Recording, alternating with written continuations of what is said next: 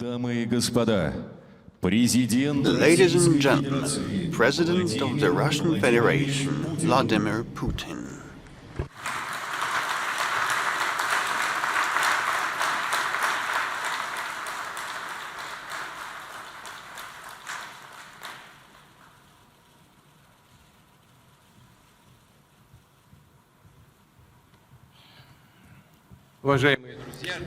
Ladies and gentlemen, dear friends, a cordial welcome to all of you to Moscow, to the Russian Energy Week.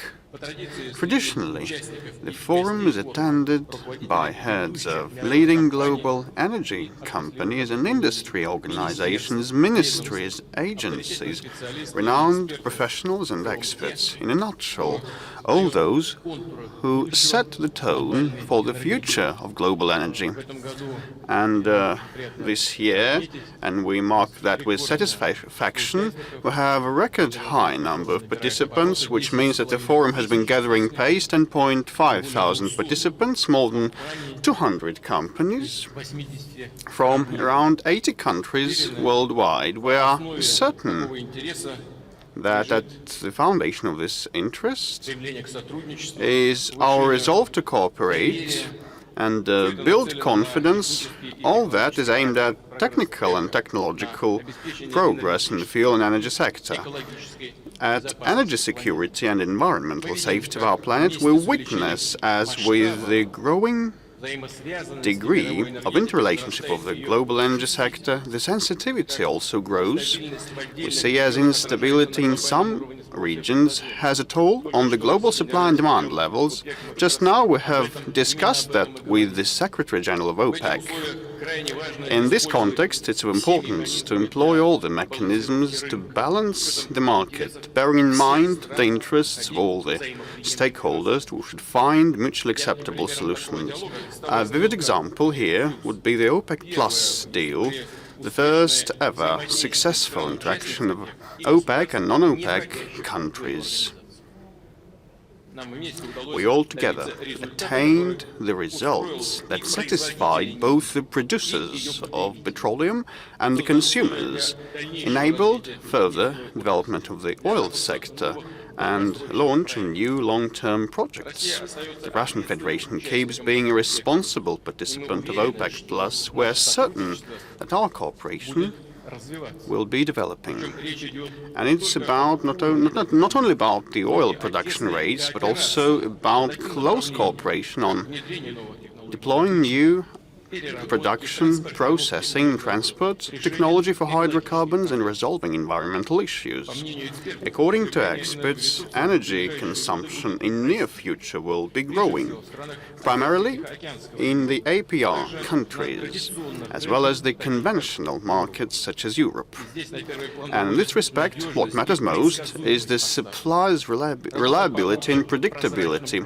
The work by a uniform set of transparent rules, free from unfair competition in a political guise, when restrictions on operation of energy companies or their partners are imposed on a contrived pretext.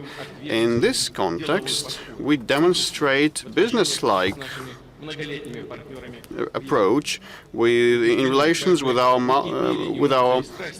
long-term partners in Europe. We're convinced that no matter how heated the tempers are and what filthy methods are used against us, we should be guided by the fundamental pragmatism, reliability, and the common vision principles. And we intend to act in this vein. Russia has been a provider of stable, uninterrupted gas supplies to European markets. We keep implementing major infrastructure projects such as Turkish Stream and Nord Stream 2.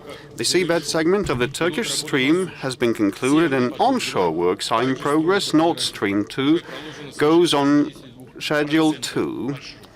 The route's completion level is 82%. I reiterate, we have been implementing those projects jointly with the European companies, and they are solely of the commercial nature. I emphasize that, without any political reasoning. And their goal, their aim is to diversify gas supplies routes, remove transit risks, and strengthen Europe's energy security. With this This is why the logic of normal business-as-usual relationship has been prevailing over attempts to keep energy sector hostage to political divisions, and definitely we see new incentives to develop cooperation with those who are not supportive of such sanctions framework and unfair competition logic. In particular, in Asia, we have seen growing demand for hydrocarbons. It has been growing faster than in Europe. The Russian Federation has become the biggest oil exporter to China. Over the past 10 years, our supplies to that country increased 4.5-fold, and the supplies of refined products increased twofold. By the end of the year, we intend to launch the Power of Siberia pipeline. It will be part of the eastern route to supply Russian gas to the PRC. Together with foreign partners, we have been entering new high-capacity markets and regions. We work in the promising sector of LNG production. I would mark that since the turn of the century, the number of LNG-consuming countries has increased more than 5 times. The demand has risen almost 2 times. Some estimates say that in 5 to 10 years' time, LNG will account for around half of the global gas trade, or even more than half. With this in mind, we have been tapping the Arctic resources, and we have been developing the Northern Sea route and our transit fleet. We have been, and its transport and transit fleet of ours. So we have been expanding the geographic scope of our hydrocarbon supplies. Thanks to the Yamal LNG projects, our share at LNG market has increased around 2-fold globally. Now the share is at about 9%, which is not a huge value, but still the headway is considerable. Together with French, Japanese and Chinese companies, we have been implementing Arctic LNG 2 project that will be able to turn out another 20 million tons of gas per annum. Low production costs and attractive logistics is the secret formula for Russian LNG projects, which are one of the most competitive globally. It allows us to count upon long-term growth of our global share at LNG market. By 2025, we intend to produce around 100 to 120 to 140 million tons per annum in this country, dear colleagues. An unflagging attention to environmental and climate issues has become a pronounced trend in the global energy sector, with focus on the responsible, sustainable development of the field to reduce the environmental impact. We bear that in mind while modernizing and increasing the potential of the fuel in the energy sector. I would say here that a week ago, on the 23rd of September, we made the necessary decisions to ratify the Paris Climate Agreement. Today, our country has one of the cleanest low-carbon energy mixes worldwide, and I would stress that. Very few people know that. And nuclear and power generation account for around 1/3 of our generation. Another 50% is the share of gas. Over the past 5 years, we have put on stream 800 megawatts of new capacity running on renewables, and almost half was put on stream last year. And installations to add 4,700 megawatts more are being designed and built. We have launched low energy support tools to support the renewables. For long-term capacity agreements are used for solar, wind and hydrocarbon generation. Renewable power generation receives preferential treatment, and we enshrine the rule that grid organizations are obliged to purchase the renewables grid power. We hope that these steps will incentivize proprietary research and development, and inflow investments in this high-tech sector will guarantee return of capital and investments and high financial yields. And definitely we should focus upon the great efficiency of production and use of energy and apply digital technology broader while producing, generating and transmitting power. In energy consumption, we have the huge room for saving. Some estimates show that universal deployment of smart grids is able to reduce the annual losses by a quarter. The Russian Federation has been actively applying digital solutions in the fuel sector. Pilots went live on smart grids in Kaliningrad, Ufa and Belgorod. Depending on the outcomes, we'll scale it up across the country. Ladies and gentlemen, dear friends, today the global energy sector is faced with major challenges and ambitious goals. The Russian Energy Week will host substantive professional discussions in this respect. Each of you has his or her own opinion or vision. But without a doubt, all of us are interested in steady, incremental, eco-friendly development of our energy sector. Global energy sector, we are aware of the energy's relevance for sustainable growth of global economy in order to raise living standards of people all over the globe, and we share these trends and values, and we invite everybody to cooperate. We're open for creative and constructive cooperation in energy for the sake of our common, stable and predictive future. Thank you very much for your attention.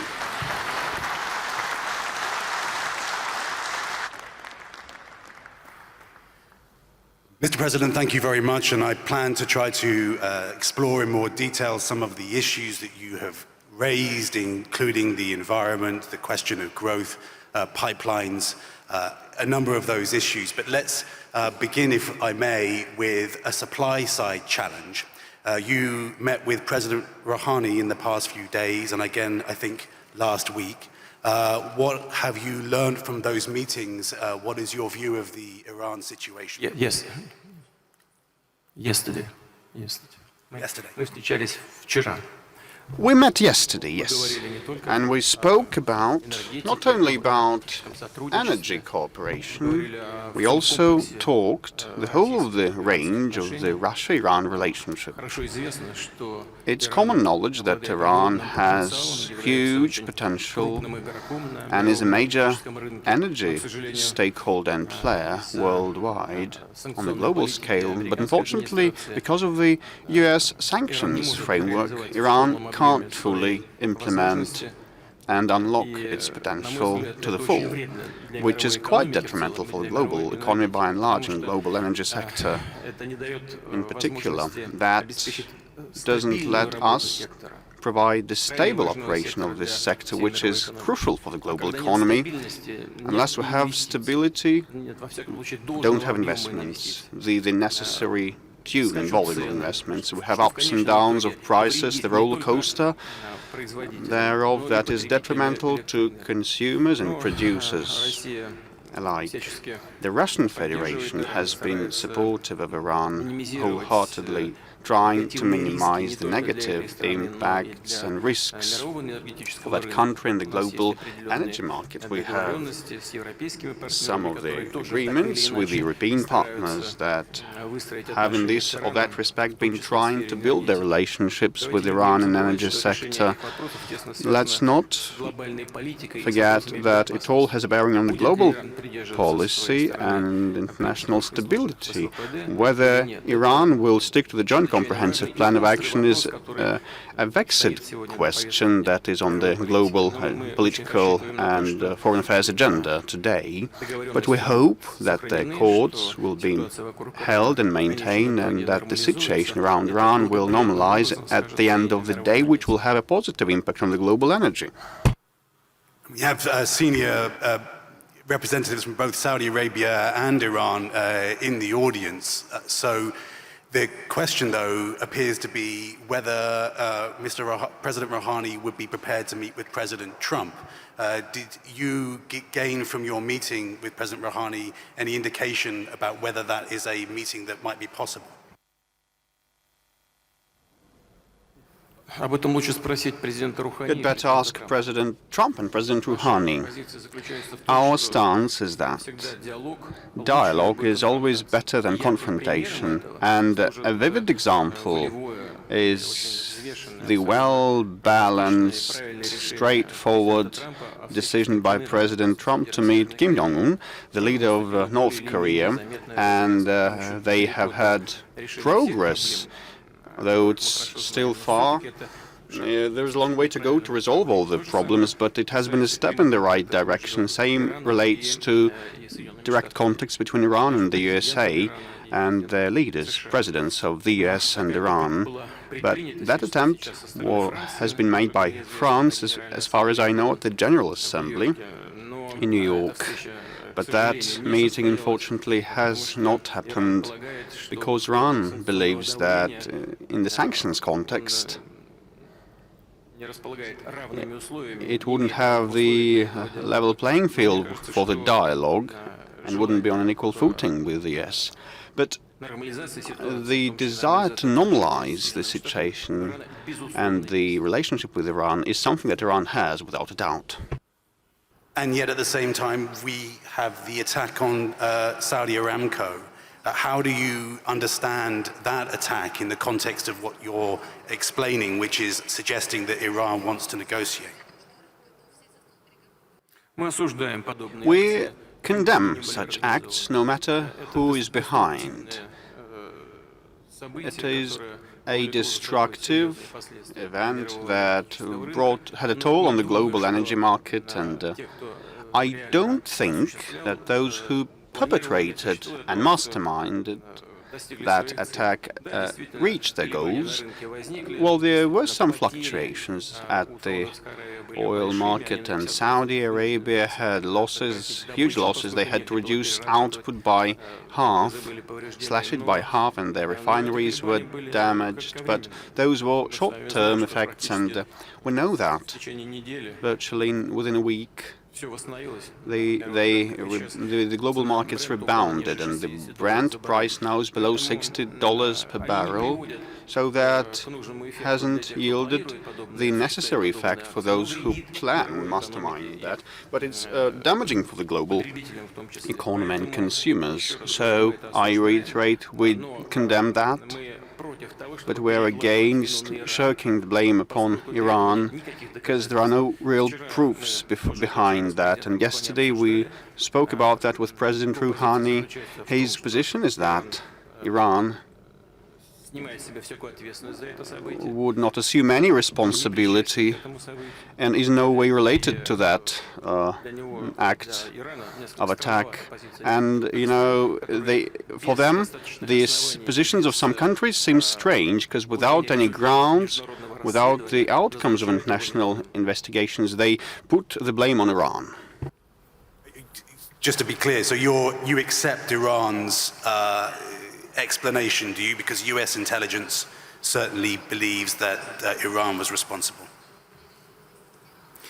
The intelligence service of the United States serves the foreign policy of the US, but they have not come up with any evidence, and we have talked with the Saudi leadership. I talked with the Crown Prince of the Saudis, and as far as I got my interlocutor, the Saudi Arabia also wants to see the cogent evidence, the compelling evidence, whether this or that country was involved, but so far, at this point, no one has come up with this evidence. Let's not be guided by emotions, but by facts. Can I ask Darren Woods of Exxon sitting next to you? Mr. Woods, that attack had a dramatic effect on oil supplies. What effect have you seen on the market, and how has the market responded? Well, you know, it's, I think, an amazing thing. If you had told me, and I think the rest of the industry, that we'd have that kind of attack and loss of production capacity, that the markets would have responded as calmly as they did, I think we'd all have doubted that. But I think as we look at the response, given the size of the attack and the amount of the production that was lost temporarily, the markets responded in a very controlled manner. And I think the Saudis' response to that attack, and their ability to bring production back on and resupply the market, and the fact that they were committed to ensuring that their customers continued to lift, kept the market fairly stable. So I think a very rapid and thoughtful response to the attack, which ensured that the markets remained supply. I think it also is a testament today, as you look at the markets and what's happened in the U.S. with the unconventional plays, that the supply side of the equation in the market is fairly robust. And you've got a pretty broad and distributed source of supply. And so I think the markets took that into account as well. Having said that, I think it's still important to reflect on the fact that there has been a loss of spare capacity in the marketplace. And commercial inventories around the world have been drawn on to help support this loss of capacity. So I just think the robustness of the markets or the oil systems have been partially compromised, but still pretty robust. Mr. Dudley, let me not ask you about politics, but let me ask you, though, about the market. And if the tensions between Iran and Saudi Arabia increase, and we see perhaps, for example, more attacks like that, what worries you about that prospect for the oil market? Well, Keir, I think 25 years ago, the price of oil would have moved and stayed as it is. There's something about the speed of information today around the world, the quickness of which the response by Saudi Aramco, the storage levels around the world. Everyone knows really what they are, the potential supplies, the ability now of a third country, the size of Russia, Saudi Arabia, meaning the United States, to have the supplies, I think has tempered the volatility in the market. But of course, if tensions rise and things happen, the markets will respond. And it's not only those tensions, you have sort of Venezuela defying economic gravity, you have tensions in Libya, other parts of the world in terms of supplies as well. But as Darren said, the market mechanisms to respond this time are quite remarkable. And generally, the market gets it right, and I think there's a lot of oil in the world. Mr. Barkindo, you must have had many phone calls in the aftermath of that attack. Can you just give us an insight into how OPEC works in a situation like that? It was, of course, a rude shock to all of us and to the global industry that such an attack and of that magnitude. We were just comparing notes with His Highness Prince Abdulaziz bin Salman, who was faced with his first litmus test barely weeks after taking over office. It was the highest in terms of volume of 5.7 million barrels a day of crude oil lost.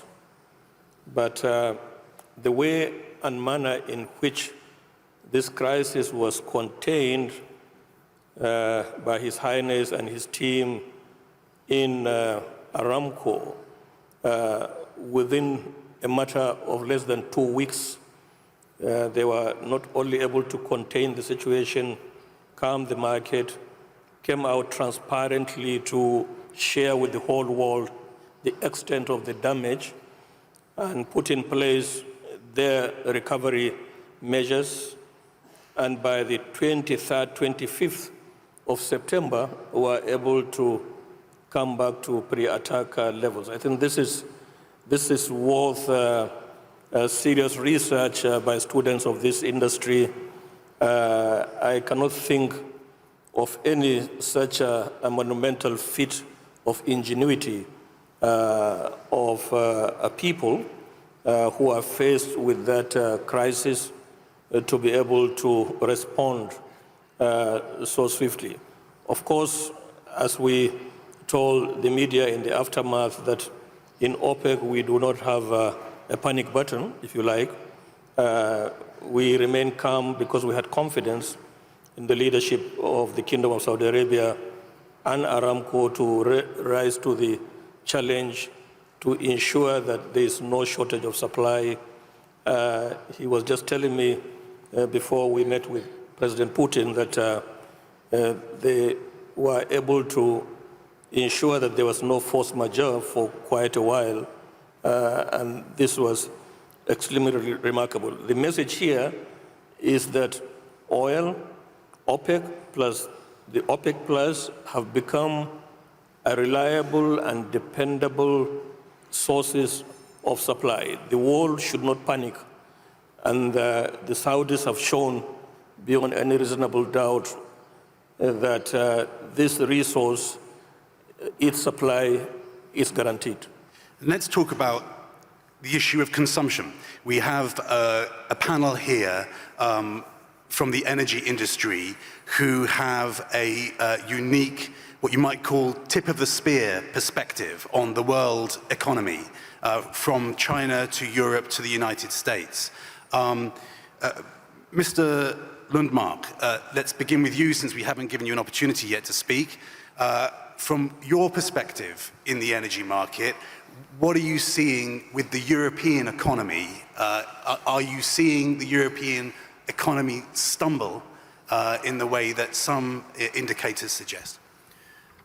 Well, we are clearly seeing the European economy slowing down, but it does not seem to be running into a hard stop of any kind. I'm personally most worried about the German economy, where especially the manufacturing industry is coming to a situation where there's more or less no growth. And it's probably going to differ between European countries depending on their dependence on manufacturing sector, especially because that's, as I said, that is the one that I'm most worried about. And we also need to remember that the capacity of ECB to support, European Central Bank to support this is very limited because of the previous recession and everything that they did. So it's fiscal stimulus is going to be pretty much upon to individual countries, and that will change a lot or vary a lot between the countries. Mr. Zila, what are your expectations for the European economy and its demand for energy in the coming years? Well, my outlook is also not too bright, to be honest. We do see first indications, especially in different industries, that there was an announcement of profit warning. So the stock market is telling us that we might have to prepare for tougher days in Germany. But not all of these problems I see in Germany or in Europe are deriving from the slowdown of the global economic growth. Some are homemade.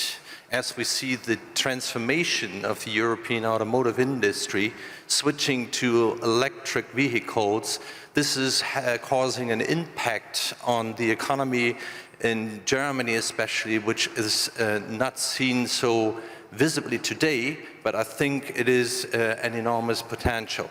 As we speak about the energy demand in Europe, I have to say we don't see so much slowdown. As I speak about the refining business, people still continue to drive their car. It doesn't matter what kind of car, but right now they prefer to drive the diesel and their gasoline car, and we don't see that. To the contrary, there is additional consumption. I see some good signs for hope for natural gas, especially in Germany, which has decided to step out from nuclear power and coal-fired power generation simultaneously. That's the reason why I think there is a good outlook for gas consumption in Europe, and that's also one of the reasons why especially Germany needs to have Nord Stream 2 pipeline running fresh gas into the country if they really would like to make that transformation happening. Okay, and we're going to, let's get to Nord Stream 2 in a moment. Let's just talk a little bit more about the world economy. Darren Woods, it's been made very clear to me that if I ask you about prices, I'll get some very angry phone calls from Texas. So let me not do that. But let me ask you, though, from your perspective, the US economy, is the US economy still being driven by the consumer and still charging ahead, or do you see concerns in around the rest of the world? What are you worrying about in relation to the world economy and the demand for energy? Yeah, I would separate, I think, some of the rhetoric and the concerns that are being expressed broadly in the media in the U.S. from kind of the facts on the ground. The U.S. economy has remained fairly strong, although we've seen over time the driver of the growth in the U.S. economy shift from businesses to consumer. And so today I think the growth in the U.S. economy is very much driven by consumerism, and consumer confidence is very high today in the U.S. As we look more broadly around the world, I think in Asia and China, the growth that we're seeing there is maybe a little lower than what has historically been seen, but I don't think suggests any type of recession. So I think demand there still is holding up very much in line with the expectations that we had as we thought about the global economy last year and in developing our plans. And I think I'd agree with my two panel mates here that in Europe is probably the area where we're seeing the significant slowdown and probably the greatest source of concern from overall global economic growth. Mr. Dudley, talk to me, pick that up if you will. How could you describe the slowdown in Europe? And BP, just like Exxon too, obviously, has substantial investments in China too. Are you seeing the trade war have an effect on the Chinese economy? Well, there's certainly more tensions around it. I think there is a global slowdown broadly, which China be part of that, but it's already, it's growing, what, 6%? It's a huge economy, so these... But you believe the 6% figure, do you? Well, whether it's 5.5 or 6, I mean, it's a huge economy, so a country that size, those kind of growth rates would be envied by anyone. We see energy demand continuing to grow in China, just like we do in most parts of the world. No evidence. There's a lot of rhetoric around a recession, a global recession coming. We don't see any indications of that.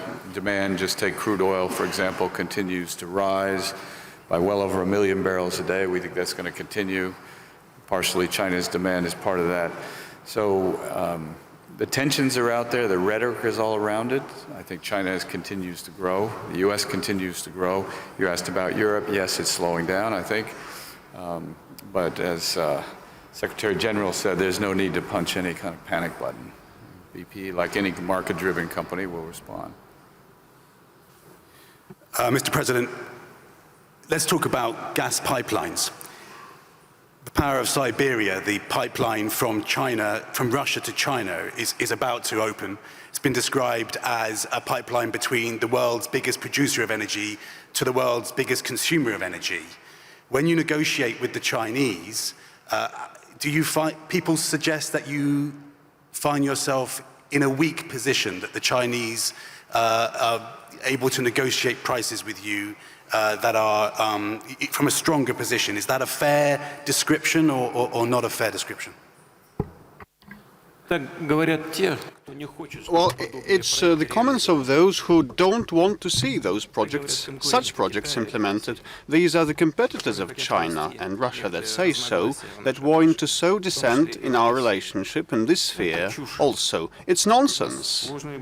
We had, multi-years, many years, talks and complicated talks, and our Chinese friends are tough negotiators.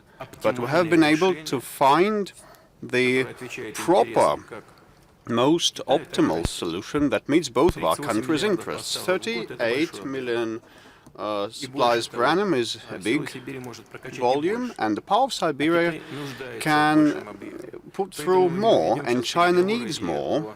So now we are in talks about a possibility of an east branch of a similar route of gas supplies. So we have been moving at a steady, incremental pace. We know the demand of the Chinese economy, the needs of the Chinese economy. Mr. Dudley has mentioned the growth rate of the Chinese economy. There is some adjustment, which is natural because of the overall state of the global economy that, has been slowing down a bit.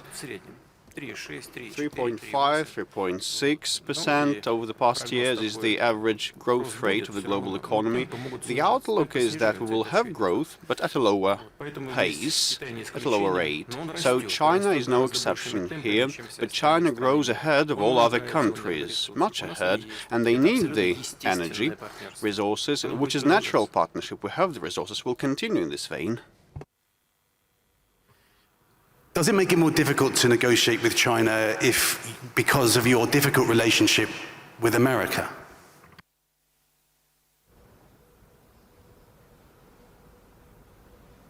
Нет, No, our relationship with China was never built in the context of our relation with a view of our relationship with third countries. We never build a relationship against some third country, but we do that for the sake of the bilaterals. Definitely we take into consideration what has been happening globally.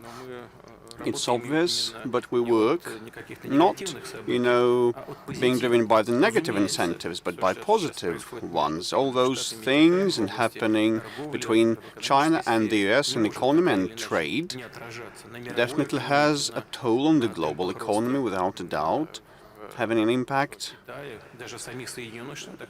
and drag down on the growth rate, and even the United States feels that impact, the negative impact themselves. We take all that into account, but despite all those negative developments, the growth of the global economy and the Chinese economy has been continuing. It's natural cooperation, and it has natural prospects and future for development. And we know what the volumes and the growth of demand in China will be in future. We know that, the Chinese know that. We know what Chinese regions are in acute need of more energy. That has been calculated by professionals. We'll keep cooperating, relying on the data. In terms of your relationship with the United States, though, when you met with President Trump in Helsinki, he said that you had taken your first steps towards a brighter future. Are you disappointed with the way things have developed since then? Because it hasn't been a brighter future in relations between Russia and America, has it?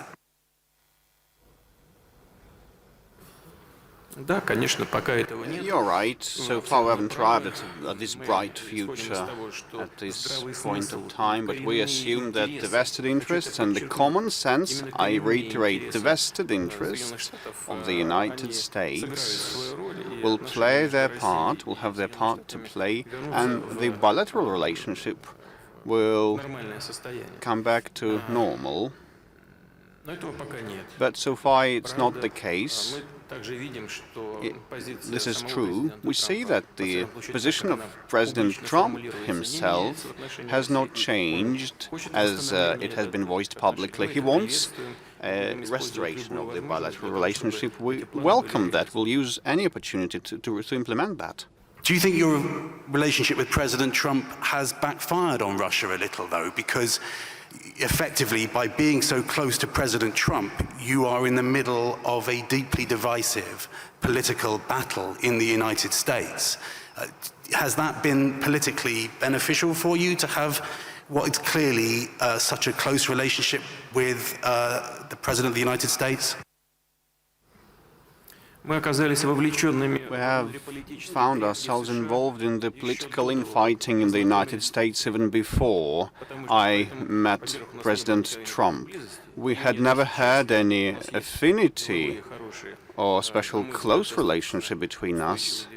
Now we have a steady, confidence-based, as I see it, relationship between ourselves, but the proximity between us has not impacted on the infighting in the United States. I stress that all those scandals in the United States had emerged before we met with President Trump for the first time, so no proximity here.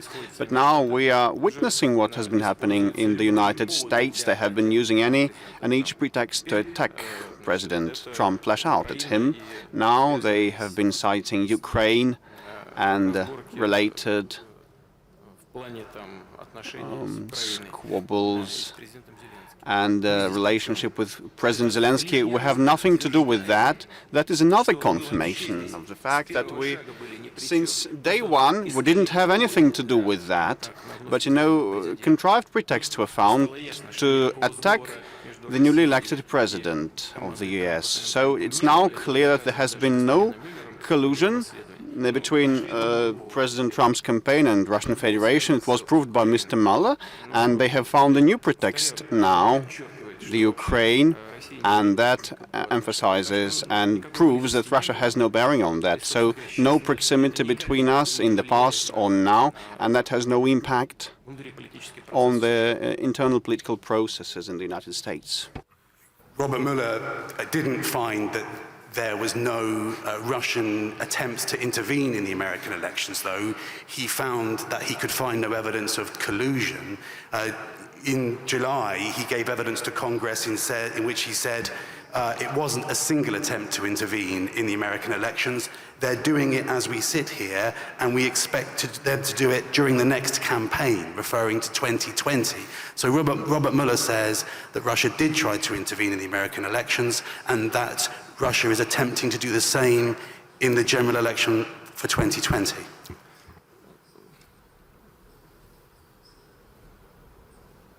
Highly likely. Мы это уже слышали. Highly likely, we've heard that before. He found no evidence of our collusion with President Trump in the past, but he stated his concerns that that might happen in the future. Ridiculous. Well, it would be ridiculous had it not been so sad, as a matter of fact. Because all that we're witnessing now, I mean, the infighting in the United States is destructive for the bilateral relationship with Russia and is detrimental to the United States themselves. And we had to, as a result of that unjustified process, to close some of the projects with ExxonMobil, to stop that. Now ExxonMobil would be having good profits working with Rosneft, implementing major projects that would benefit the American and the Russian company and the global energy, but we had to suspend all that. Who is to blame? Nobody. Everybody lost as a result of that. So politicizing economy or using the domestic policy tools, applying them in foreign affairs, would lead us nowhere, neither inside the United States nor outside. Let me just ask you again, though, the second part of that question. Is Russia, as Robert Mueller alleged, attempting to influence the 2020 elections in the United States?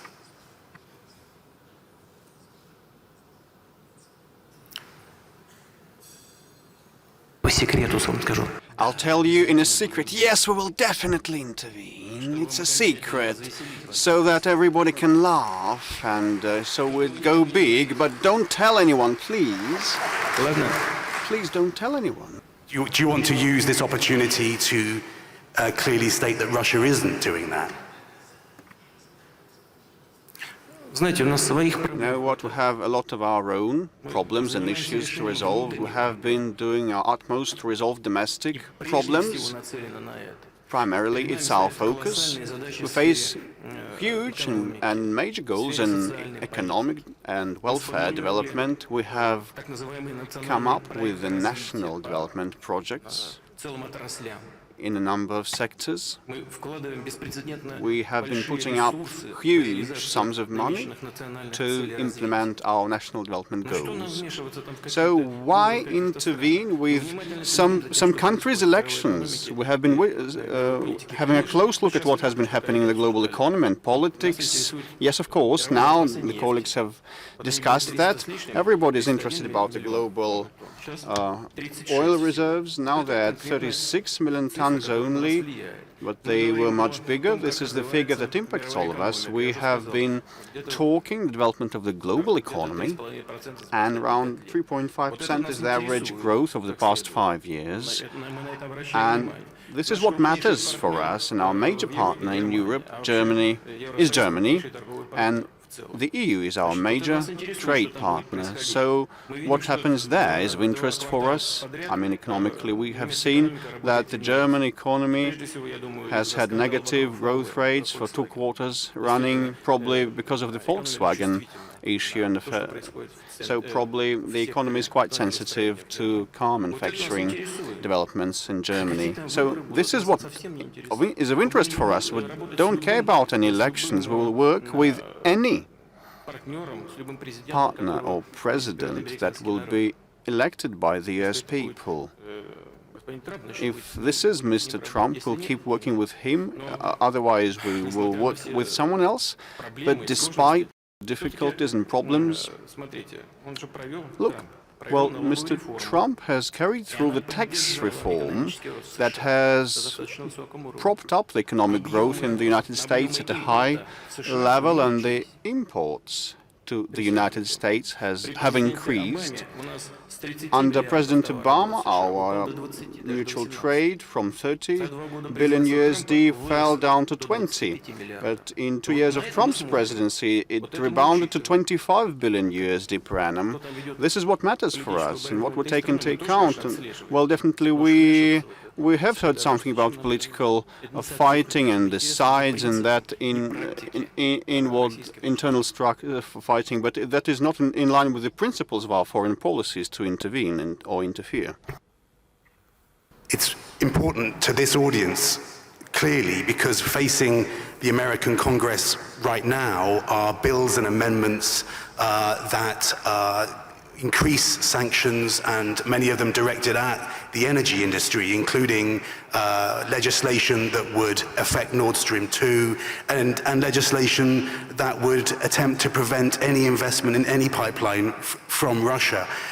In that context, let me ask you, is there anything that you think is there any mistake that you think Russia has made in its relationship with the United States? Is there anything that you would have done differently looking back now and looking at the situation you're now in? Мы не совершили ни We haven't committed not a single destructive step against the United States, not a single destructive step.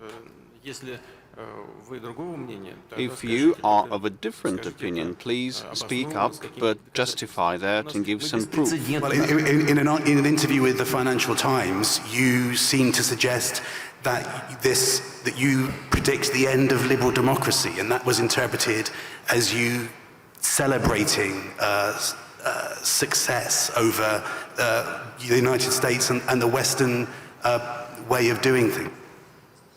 It is an erroneous, and unjustified interpretation of what I have said. These are the interpretations of those who want to think and believe that we base our policies by this token on building upon what you have stated now. I have not uttered these words. No. Where do you get that from? I did not say that. It is, replacing one notion with a different one, and then condemnation follows against the backdrop of the false information. I told in my interview to Financial Times that the liberal model should not have a right to dominate or prevail, and oughtn't to believe that it's the only proper model globally, that the world is quite a diverse place, and that has been developing quite constructively and as a patchwork, and we shouldn't impose one and a sole model to anyone. And this is what I said. I can confirm that now. Look at Asia. See how they have been growing and developing. Look at the history of the Asian countries and their cultures. Can you apply the Western standards of the US and the EU to the Asian development models? No, probably chaos would reign in this case, as it happened in Iraq or Libya, when there were attempts to copycat liberal values in those countries from the outside, and it might have been even worse. This is what I meant to say and said, not the fact that the liberal model has no right to exist. No, I didn't say that. Of course not. In those countries where it works well, okay, but in those countries where it's effective and efficient, it has become a bit tiresome, and the imposition of these models faces resistance in those countries where it's broadly and widely used for many years. Take some of the European countries.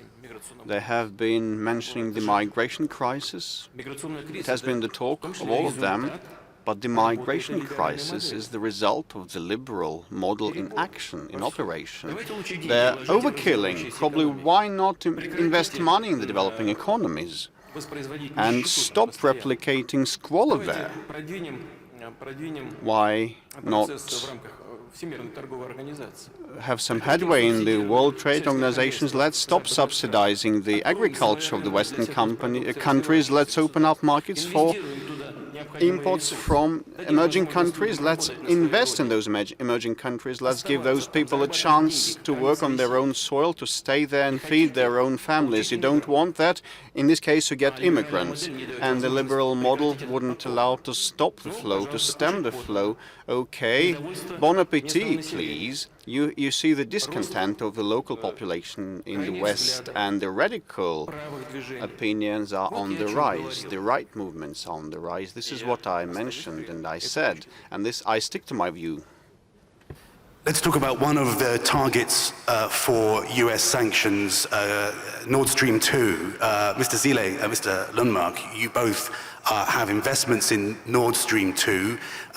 Nord Stream 2 is facing challenges both from that potential legislation in the United States, also from the question of whether Denmark will approve the pipeline. Why is Nord Stream 2 important, Mr. Zile?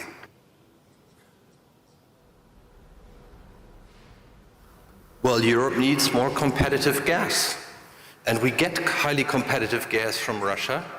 And I don't want to speculate about any kind of intervention from any third party, but I think that Europe will prepare a political answer, and that Europe will fight for the independence of our energy supply on our continent. America says it's not independence, it's dependence on Russia. Yeah, from a political point of view, I will not comment on this, but we are in that market since more than 50 years. We have an experience that more than 50 years. We are not getting each cubic meter from Russia, we get each molecule we have under contract. So therefore, our experience is that there is an interdependency. It's only one side of the medal you look at. Russia needs the income, the hard currency from Europe, and we are paying our bill, not everybody, but we are paying our bill, and we do have the market. And from our point of view, Nord Stream 2 is especially an investment for diversification.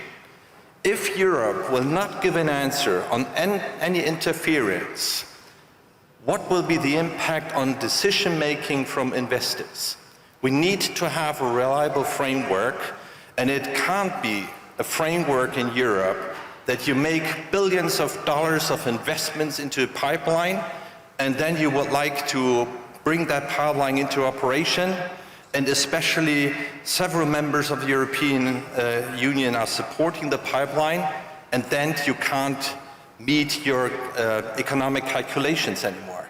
That would be to the negative of investments into Europe. And from our point of view, it's a pipeline diversifying the supply, especially to Austria. Austria is importing 50% of the gas from Russia.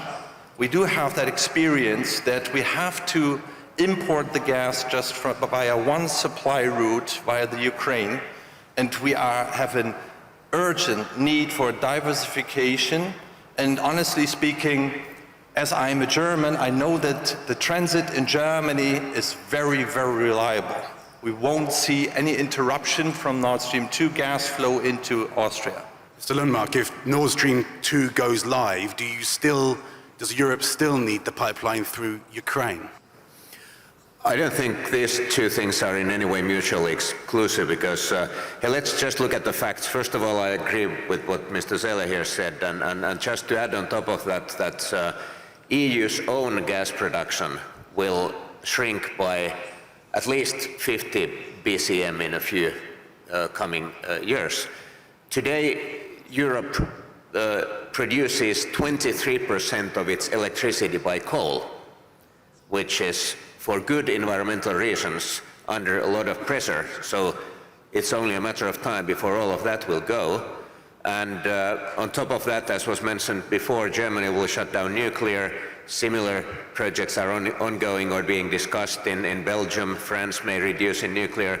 On top of all of that, so from a commercial point of view, I think it's extremely clear why there is a need for this project. LNG market is today a highly liquid global market. Europe has 200 BCM of terminal capacity for LNG, and for European consumers it is very important that there is a functioning market where suppliers can compete on fair terms against each other. And against this background, we fully understand and support the logic of this project.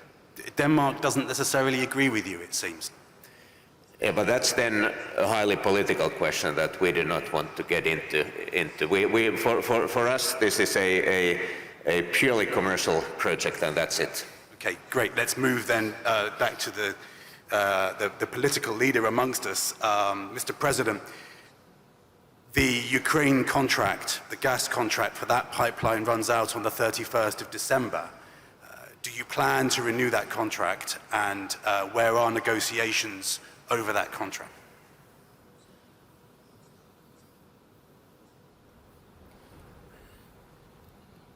We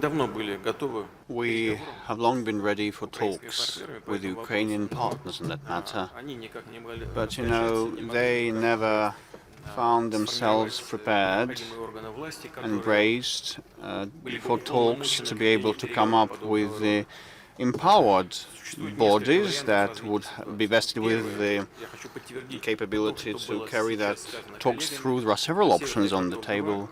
Number one is something that has been said by the colleagues. Nord Stream 2 is a purely economic project. Number two, the US has always been against our energy cooperation with Europe, and back in the 1960s, when we jointly with Germany delivered the well-known pipes for gas project, and the first energy routes were laid down from the USSR to Germany back then in 1960s. The US tried to derail that and thwart that altogether. This is number one. Number two, you can see the ex-Chancellor of Germany, Mr. Schröder, in the stalls. He knows quite well that when the first line was laid down, I mean Nord Stream 1, we faced a similar set of circumstances. The US was against, and they mobilized all their potential in the EU and in Germany, but still we managed to do that, and now everybody is happy that this is a working, reliable and stable route in operation now. Just fancy what would happen if we didn't have this. Europe would face some supplies deficits as that conventional conventional gas production fields get depleted in the UK and other countries, and now same happens to Nord Stream 2. Denmark is a small country subject to huge pressure. It depends on them whether they will be able to stand up and demonstrate their sovereignty and independence. If not, other routes may also exist that will be more expensive and will delay the implementation a bit, but still we will implement the project. And finally, with respect to the gas transit via Ukraine, it also should have the economic feasibility for all the stakeholders. You know, there are some different bifurcation points there, and Ukraine has been trying to implement the European energy legislation, if they're able to do so till the end of the year. And what I'm saying now, it's very important, probably stated for the first time publicly. In this case, we will be ready to work in the framework of the European legislation. We will sign the transit agreement with Ukraine in conformity with the European legislation. In case Ukraine is not able, is unable, which is highly likely, because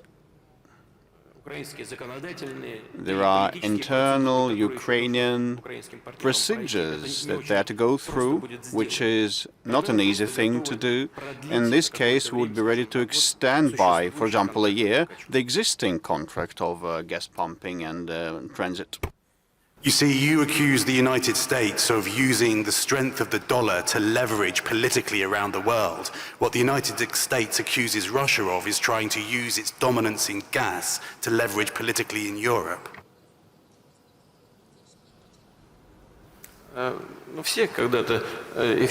Everybody keeps accusing everybody else in something. We're not speaking about the dollar as their weapons applied in this specific project. No, it's about the political pressure put, which is obvious and evident. I just don't want to pronounce some of the things, not to confuse our American or European partners. These are blatant attempts to interfere with European affairs.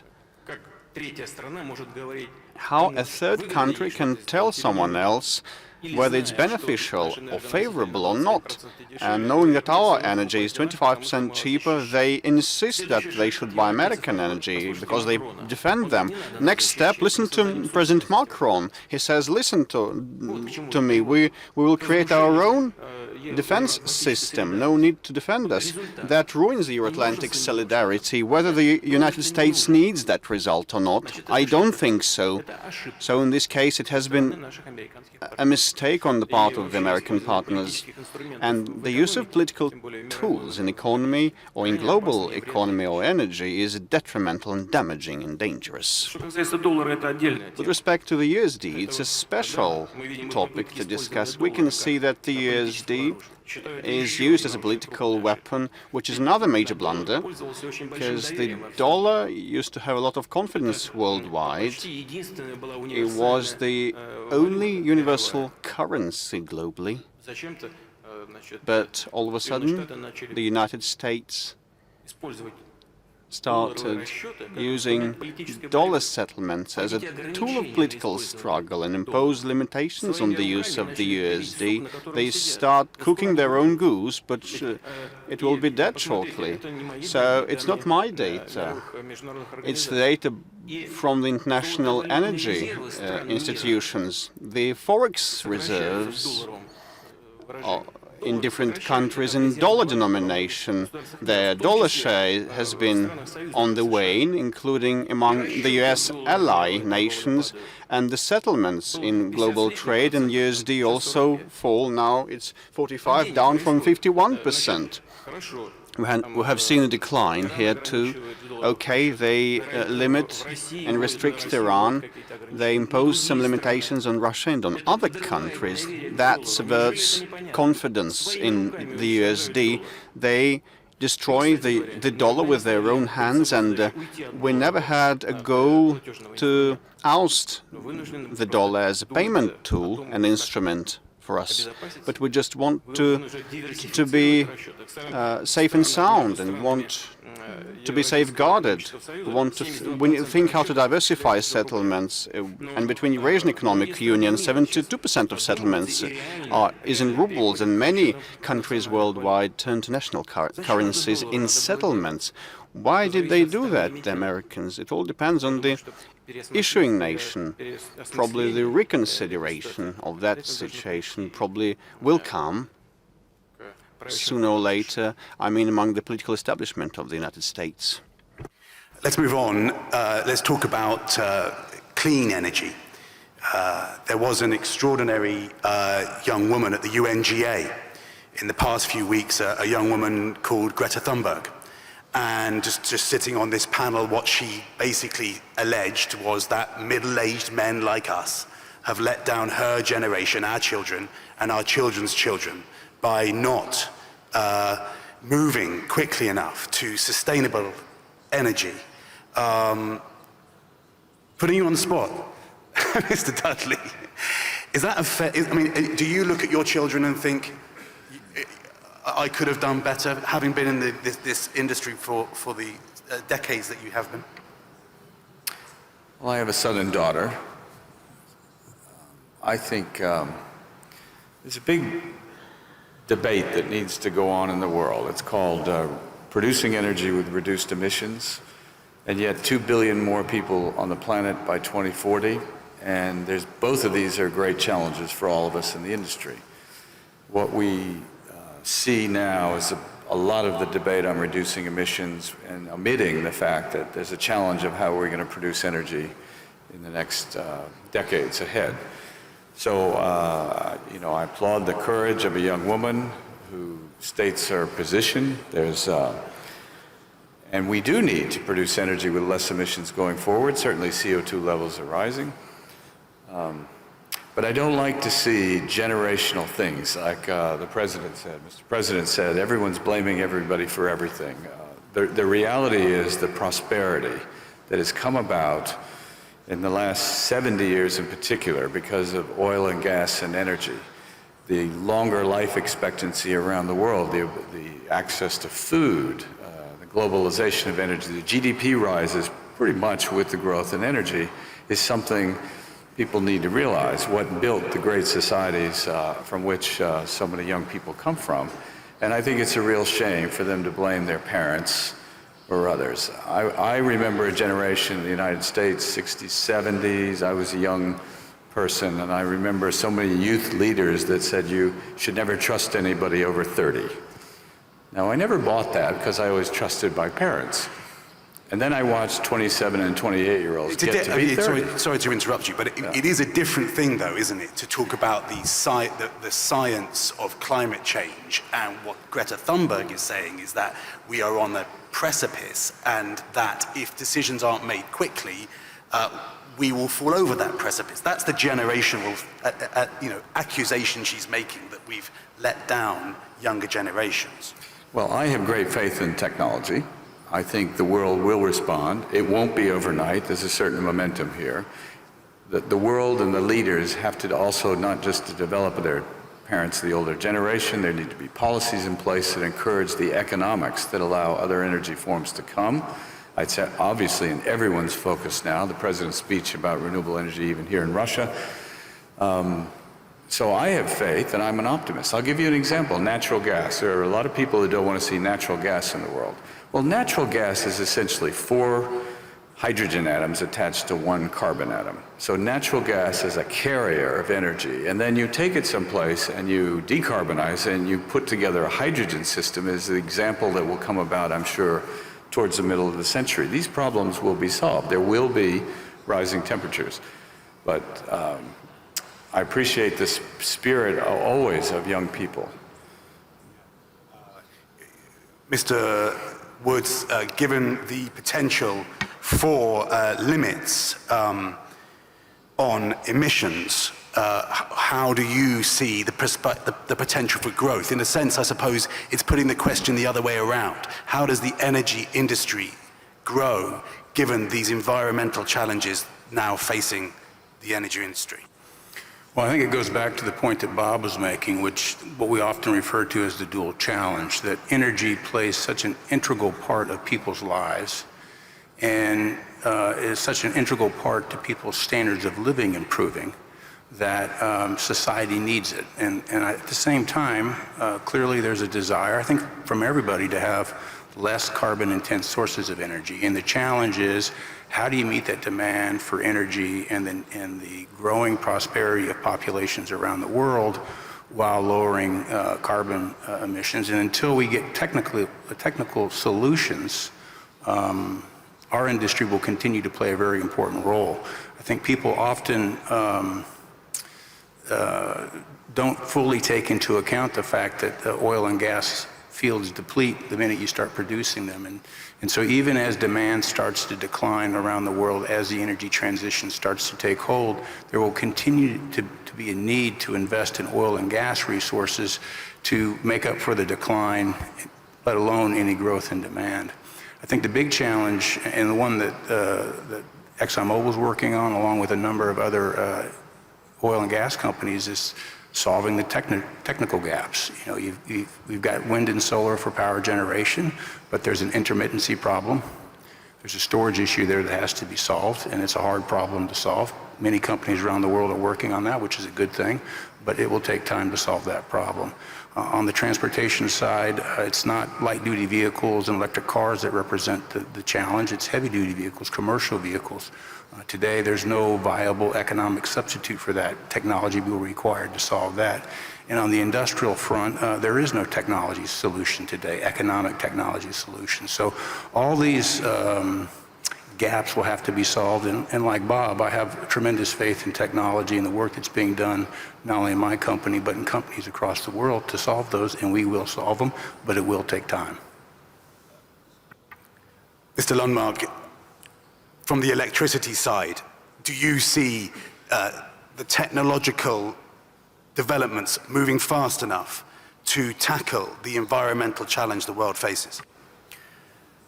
I'm also a technology optimist, as was already mentioned here. Technology will give us a challenge because, I mean, the good thing about Greta Thunberg is that as young you need to be radical and you need to challenge the older people to move faster. And what we would really need in the world is more global cooperation, maybe building on the Paris Agreement. I applaud Russia's decision to ratify the Paris Agreement. It's a very important step that Russia joins this race, and through more ambitious global agreements, hopefully we would be able to speed up the development and the application of new technology. Technologies are there clearly. Electricity is today only 20% of the final energy consumption. There is definitely a case to increase the share of electricity. Everything cannot be electrified. There are some really difficult challenges, heavy traffic, some industrial processes.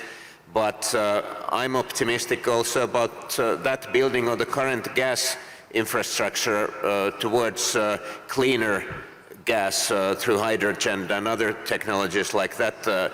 I believe that the solutions can be found. What we would really need is a more strongly coordinated global framework, as I said, perhaps built on the Paris Agreement.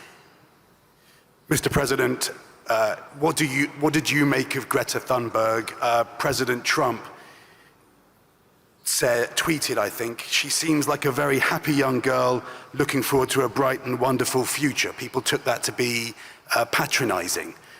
What did you make of Greta Thunberg at the United Nations? Well, I'll frustrate you probably. I don't share everybody's excitement about Greta Thunberg's intervention. You know what? The fact that young people and teenagers draw everybody's attention to the acute issues of nowadays, including the environmental issues, is a good thing, and we should support them in that. But when children or teenagers are used by someone in their own interests, that only merits condemnation.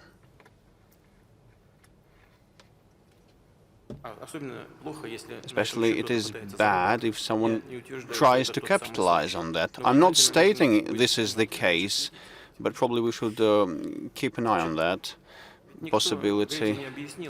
No one explained it to Greta that this is a diverse, a multifaceted world and undergoing rapid development, and people in Asia and in Africa want to have same living standards as in Sweden. But how to achieve that? Probably make them use the solar energy. Has anyone explained it, how much it costs?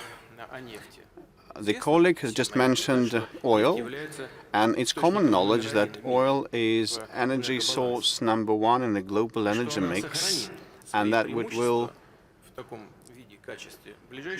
be in this capacity for the forthcoming 25 years. These are data from global experts. The share would be gradually declining. Yes.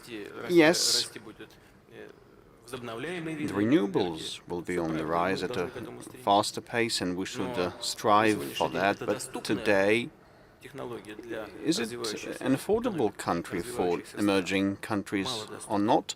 Hardly so, but people want to have same living standards as they have in Sweden, and they can't be stopped.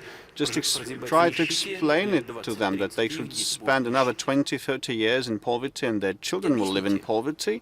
Still, explain it to them.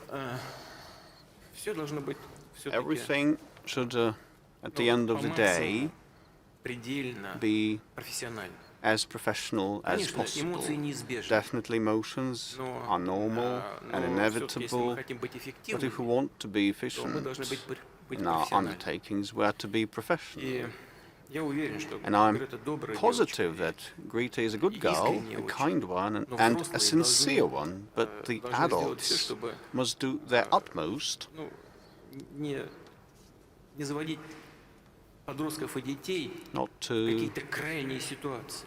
Должны lead оградить их от излишних kids and эмоций, teenagers into которые могут extremes разрушать and личность. ring-fence them from some excessive, exuberant emotions that may ruin their personalities.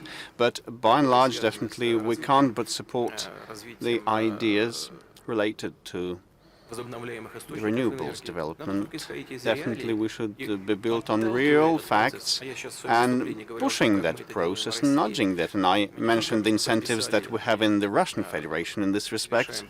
Right now in my intervention, we not only have signed the Paris agreement and will ratify it, we also have been doing a number of steps to reduce emissions and to bolster alternative energy sources with respect to the taxation treatment with tax preferences for alternative energy sources. We have been trying to rely on gas as the cleanest of all the hydrocarbons, but you know, I reiterate, using kids and adolescents to achieve even noble goals in a very tough emotional context is not a good thing, is not a proper thing to do.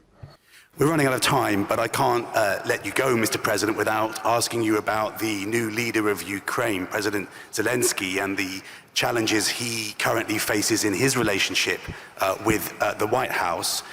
Would you welcome a rough transcript of your conversations with President Trump being published by the American administration? Послушайте, Just listen. ведь не всю жизнь работаю в I том качестве, в haven't котором been сегодня working in нахожусь. my capacity for all my life, in my current capacity. In my previous life had taught me Любой мой разговор that any conversation of может быть mine опубликован. may be made public. И я всегда исхожу из And этого. I always Поэтому, presume that. поэтому вот когда So, там пытались when какой-то скандал опять There were раскрутить по attempts поводу нашей встречи to с президентом Трампом в beef Хельсинки, up a мы scandal прямо around сказали our meeting in администрации, Helsinki. We told the administration, мы не против. if someone wants to know something, to learn something, make it all public. We are not against that. Nothing compromising President Trump is contained in that conversation, but they didn't want to do so out of principled Есть вещи, которые considerations, because there are things that are to be restricted, they think. This is number one. My second point would be that I reiterate, we don't interfere with what has been happening abroad. Definitely we do care about what has been happening in the United States. It's the biggest global power, our strategic dialogue partner, and in economy we are mutually complementary at a certain in a certain degree. But you know now what is happening. They have launched the impeachment procedure and they recall Nixon. Значит, его команда And подслушивала his team своих политических противников. ear-tapped their political Здесь-то совсем другая сторона. Здесь Трамп adversaries. подслушал, Mr. And now Mr. Trump has suffered, has been the victim. He was ear-tapped. And second, an anonymous employee from the special services came up with that information. Third, judging by what we know, I don't see anything compromising. And President Trump turned to his... I'm moving to a question in a minute. So he turned to his counterparts with a request to investigate the alleged corruption-ridden transactions of the previous leadership. And this is definitely the obligation of any leader. Everybody has a right to know whether there were some corruption сотрудниками бывшей администрации. situations Я не увидел, что or not в ходе этого телефонного with разговора the participation of US employees. I never saw that in the course of that phone conversation, President Trump demanded this compromising material from Zelensky at any cost, and didn't threaten to limit the aid to Ukraine. Probably I haven't read the transcript fully. Please cite and quote in this case what allows to interpret this talk like that. As regards Mr. Zelensky, he's faced with huge challenges.